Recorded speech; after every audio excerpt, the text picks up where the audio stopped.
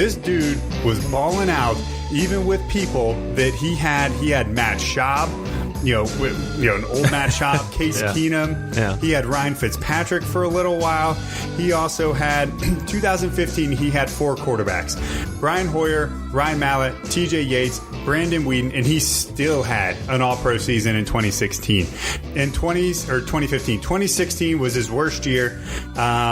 And even though that was the year I said, this is what I'm going to tell you, he's still an all-pro, he had Brock Osweiler throwing in the ball, and he still almost got 1,000 yards. That's ridiculous. Yeah. Brock Osweiler is horrendous. Right. Houston absolutely hates himself for doing that. Then he really, really started to have good streak of luck there with quarterbacks. He got Deshaun Watson in 2017, had him for a couple of games now. Well, they got to play catch together in college, so that is going to go a long way. Yeah. And then, he's had Deshaun Watson since. He's an absolute Pro Bowl top-end wide receiver. He's done it year after year. He is certainly my number 1 receiver in the NFL right now, DeAndre Hopkins. All right. I like it. You came prepared to that one. That's because he's the man. All right. So I wanted to go a little bit more, I think, controversial and perhaps opposite in regards to how many balls he's had to catch from other quarterbacks. This has been one constant, a consistent guy. And often, I think, underappreciated, overlooked a little bit. Keenan Allen out of San Diego. Well, no, not San Diego. That's 2 years removed. Okay, LA. Make your case, because Keenan Allen, I put him at the back of the top 10. Sure. Well, he consistently comes in, produces over 1,000 yards. I don't have the numbers in front of me, but looks like, actually, here's a stat. He's averaged nearly 1,300 receiving yards over the last 2 years. So there you go. Consistent production.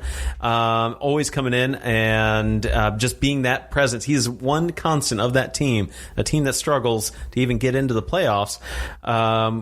And having to contend with a quarterback that gets a lot of flack. He's just always there. He's doing his job. He puts in the work. And I think that's someone you would always want in your corner. That consistency, I think, just goes a long way. Where you haven't necessarily seen that with DeAndre Hopkins, not to discredit him, but because DeAndre Hopkins has been super consistent. Oh, I don't know. A couple years ago, just...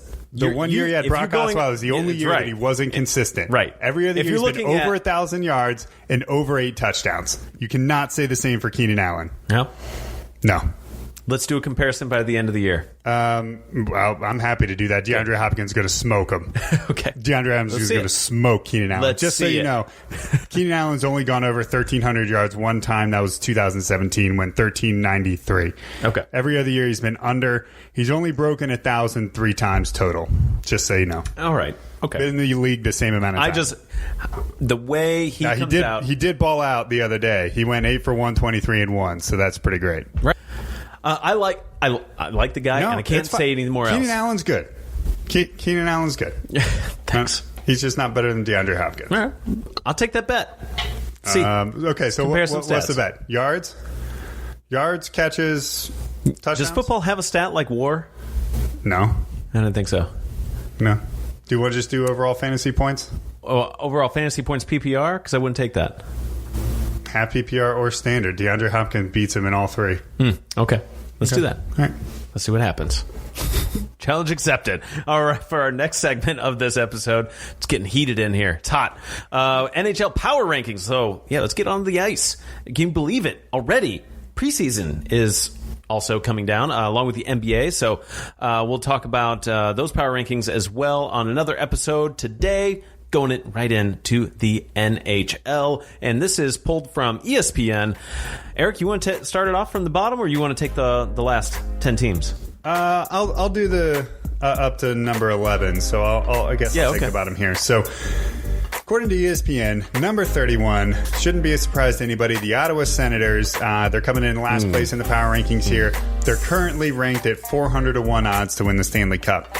You got Los Angeles Kings at 125-1, Detroit Red Wings at 150-1, the Ducks at 75-1, Buffalo Sabres 75-1, number 26 is the Edmonton Oilers at 40-1, Minnesota Wild 70-1, number 25, 24 60-1 Vancouver Canucks, New Jersey Devils 28-1, Columbus Blue Jackets 65-1. Big money coming in on the Blackhawks, even though they're not going to be super great. 35-1 coming in at power ranking of number 21 right now.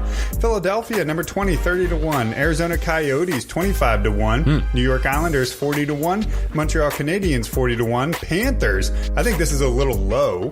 Personally, I think they are going to be much better than coming in the middle of the pack in the NHL, but they are number 16, 22-1. I like what they've done overall. They didn't get Panarin like they wanted, but they have a good GM and talent. They brought in Quenneville. They signed Bravosky to be goalie there, and I think they're going to be great. So number 15, Pittsburgh Penguins, 22-1. Rangers, 22-1 at 14. Dallas Stars, 14-1. Carolina Hurricanes, 22-1. Winnipeg Jets, 22-1. And then I'm throwing it up to the top 10 to tie. At number 10, Colorado Avalanche, who were a bit of a disappointment last season, so made some improvements with the Burakovsky as free agent signing. So they are at 10-1 on their odds. Calgary Flames at number 9, 25-1. With San Jose Sharks, that's 15-1. With looks like Erik Karlsson still around, bringing back another season for those guys. Washington Capitals at number 7, 22-1. Still a strong team. The defending champions now, St. Louis Blues at number 6, with a 14-1 chance to win. Which repeating, of course, is very difficult. I would think twice before putting that down. It's just incredibly hard. Nashville Predators at number 5, 20-1 odds, and a 10-1 odds for Vegas Golden Knights. Still a strong team, a lot of talent on the ice there for that club. Toronto Maple Leafs at number 3 for your 10-1 odds there, and at 12-1 odds is the Boston Bruins, and number 1. This one you should be able to figure out too. It actually took me a second. I first picked Boston as a guess, but completely forgetting about how disappointing they were in the playoffs, losing 4 straight in the first round. The Tampa Bay Lightning, though, are the favorite, and coming in as the top team in the NHL for the power rankings, with an Stanley Cup odds to win at 7-1. There you are with our Lightning standings for the NHL power rankings. So best games to watch. We're about done now. That's it. That's the whole episode. Yeah. Kind of flew by we made it all the way through. We did it. We made it. That's good. Some of the best games to watch. Some week 2 matchups. You got Sunday afternoon football. You got the Saints and the Rams. And then another one for week number 3, a game that I actually like, Texans and Chargers. They're an afternoon game on Sunday the 22nd. Ty, what do you got? I like that pick with the Rams game going against the Saints. That's that playoff repeat, or that'll be rematch. Good. Yeah, that's going to be good. Skipping ahead to week 3, what kind of caught my eye are the Panthers and Cardinals. I think it's going to be perhaps a lame duck, but if the Cardinals actually eke out an actual win in week 2, let's say the Panthers don't, could be a lot at stake there. So anyway, really for me, I'm focused on baseball. Playoffs are coming. Yeah.